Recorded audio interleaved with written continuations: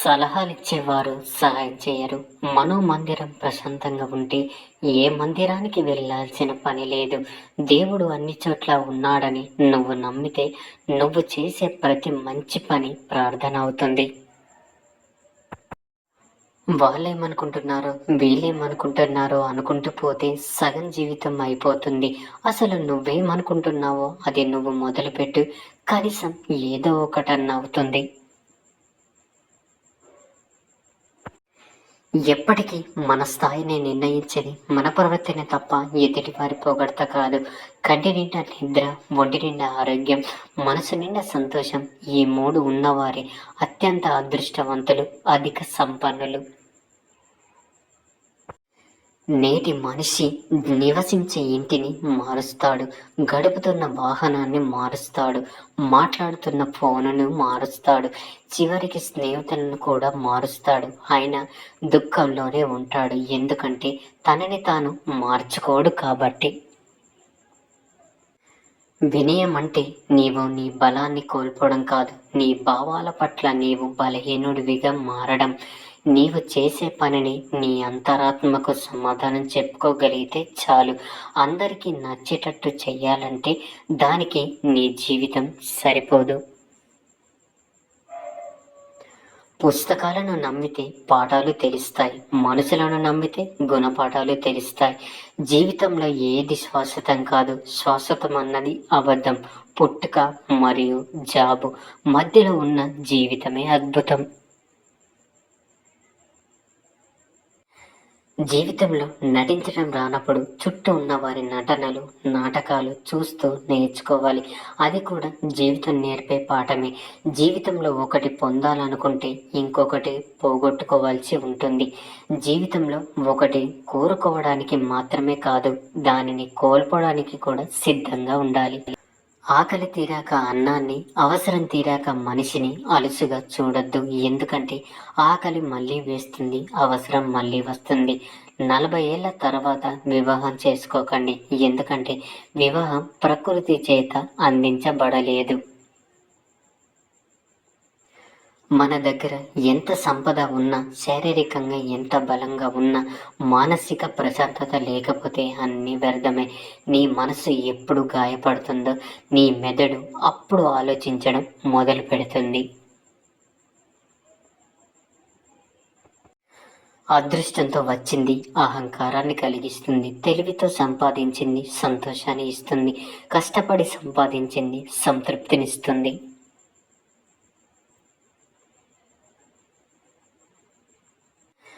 కొన్ని బాధలు ఆస్వాదించాలి, అప్పుడే మన గుండె ధైర్యం తెలుస్తుంది.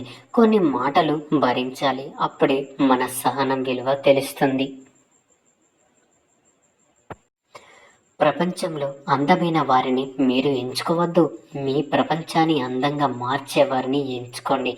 నీ మనసు నీ అదుపులో ఉంటే నువ్వు అడవిలో ఉన్న ఆనందాన్ని పొందుతావు.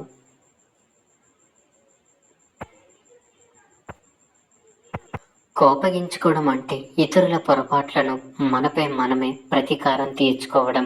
ఇతరులు నిన్ను ఎంత రెచ్చగొట్టినా చిరాకు పడి పరుభాషతో సమాధానం చెప్పకు, శాంతంగా ప్రవర్తించు. నలుగురికి సహాయం చేసే గుణమే నీదైతే నువ్వు ఏ గుడికి వెళ్ళవలసిన అవసరం లేదు. నువ్వు నమ్మే దైవం నిన్నే వెతుక్కుంటూ నీ ఇంటికి వస్తాడు. మనసు ఆరోగ్యంగా ఉంటేనే మనిషి ఆరోగ్యంగా ఉంటారు. మనసు ఆరోగ్యంగా ఉండాలంటే గతాన్ని తక్కువగా ఆలోచించు, భవిష్యత్తుని ఎక్కువగా ప్రేమించు. పక్కవాడు ఏడుస్తుంటే అది చూసి నువ్వు ఆనందించకు, ఎందుకంటే నీకు ఎందులో అయితే ఆనందం దొరుకుతుందో దేవుడు నీకు అదే ప్రసాదిస్తాడు. అబద్ధాలతో, మోసాలతో కీర్తి ప్రతిష్టలను ఎంత గొప్పగా నిర్మించుకున్నా అవి కుప్పకూలిపోవడానికి ఒక్క నిజం చాలు. అందుకే కష్టమైనా సరే నీతిగా బ్రతకడం మనిషికి ఉత్తమమైన మార్గం. ఇతరులను బాధ పెట్టేవారు ఖచ్చితంగా బాధపడతారు. దాని నుంచి ఎట్టి పరిస్థితుల్లోనూ తప్పించుకోలేరు. విజయం గొప్పది కాదు, సాధించేవాడు గొప్ప. బాధపడడం గొప్ప కాదు, బాధను తట్టుకునేవాడు గొప్ప. బాంధవ్యాలు గొప్ప కాదు, వాటిని నిలబెట్టుకున్నవాడు గొప్ప. ఎవరు చూడలేని తప్పు చెయ్యకు, అందరు చూస్తారని అప్పు చెయ్యకు. జీవితంలో రెండు పెద్ద ముప్పులే. నీకు మొక్క ఎదగాలంటే కావాల్సింది ఖరీదైన కుండి కాదు, నాణ్యమైన మట్టి. అలాగే పిల్లలు ఉన్నంతగా ఎదగడానికి కావాల్సింది సంపద కాదు, సంస్కారం. ఓటమి నీ రాత కాదు, గెలుపు ఇంకొకరి సొత్తు కాదు. గుర్తుంచుకోండి, చెడ్డవారు కేవలం మంచి మాటల ద్వారా సన్మార్గంలోకి వస్తారు. మురళిని వాయించే మురళీధరుడు మహాభారతాన్ని జరగనిచ్చేవాడే కాదు.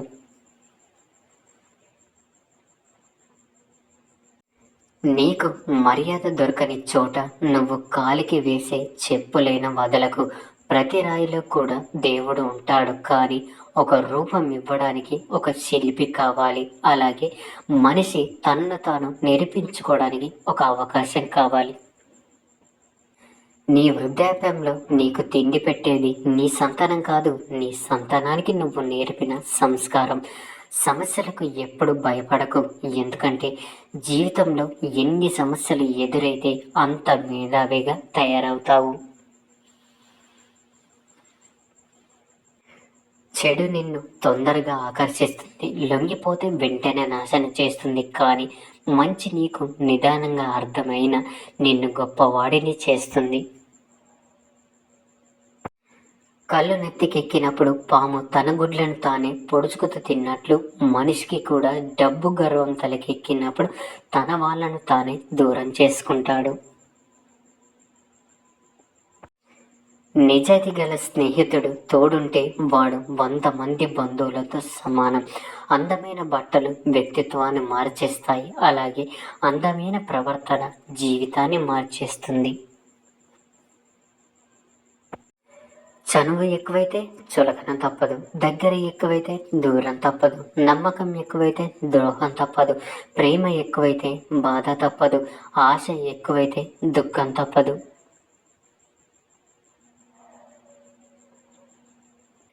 పుకార్లు శత్రువుల ద్వారా పుట్టి, అజ్ఞానుల ద్వారా పాకి, మూర్ఖుల ద్వారా అంగీకరించబడతాయి.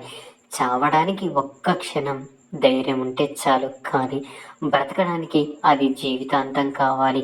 నిజమైన మరణం అంటే ప్రాణం కోల్పోవడం కాదు, ధైర్యం కోల్పోవడం. పని చేసే ప్రతిసారి సత్ఫలితాలు రాకపోవచ్చు, కానీ పని చెయ్యకపోతే ఏ ఫలితం రాదు. మంచిగా బ్రతకాలనుకునే వారు ఏ విమర్శనైనా తట్టుకొని విసిరివేసే ధైర్యాన్ని కలిగి ఉండాలి. అప్పుడే గర్వంగా తలెత్తుకొని బ్రతకగలము.